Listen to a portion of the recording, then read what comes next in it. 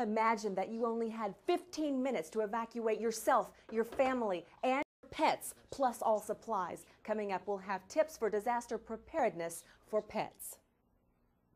Imagine right now that you only had 15 minutes to evacuate yourself, your family, and your pets, plus all supplies. Coming up, we'll have disaster preparedness tips for pets. Disaster preparedness not only teaches us how to have supplies on hand and ready for our pet, but also how we can stay together as a family unit.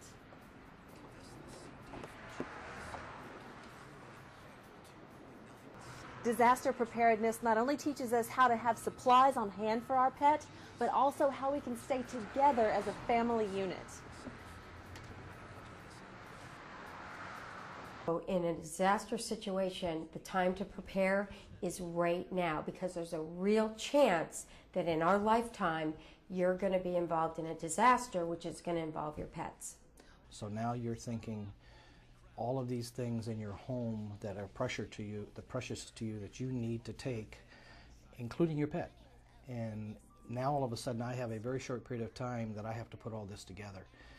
As far as the pets are concerned, it's very important to make sure that you have everything ready ahead of time. To have a carrier sitting in your home in a corner with copies of everything already there that you need, as far as the license and the rabies certificate and a photo, the name and address of your veterinarian, a phone number that you can be reached if you're separated from your pet, which is a cell number.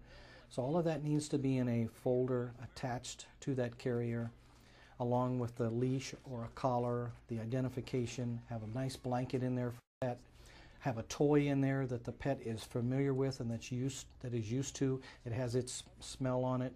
Having all that sitting in a corner being prepared is the priority when it comes to your pet. Why is it so important for disaster preparedness in terms of pets? Well, it's very important because of our city being as large as it is and all of the smaller cities. The response for assistance is going to be a longer period of time. So that's why each individual owner must be prepared ahead of time. So we've got to each take care of our own families and our own pets. Exactly. And being prepared ahead of time is very important, making sure that all you need to do is take your pet, put it into a carrier, and then evacuate when you're asked to evacuate. One of the most important things you can do for your pet is to have some form of permanent identification.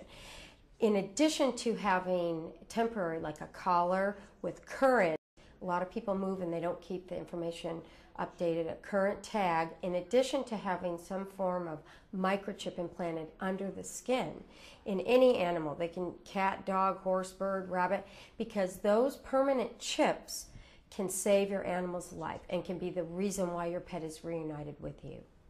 Okay, and then hold them so you don't get bit. Okay, good. Now we're going to get this, okay? Okay, Jimmy, be good. Be brave. Oh, look, he was good. Oh. Good boy. Now let's just see. Oh, there it is. There's the chip number. Get a close-up on that.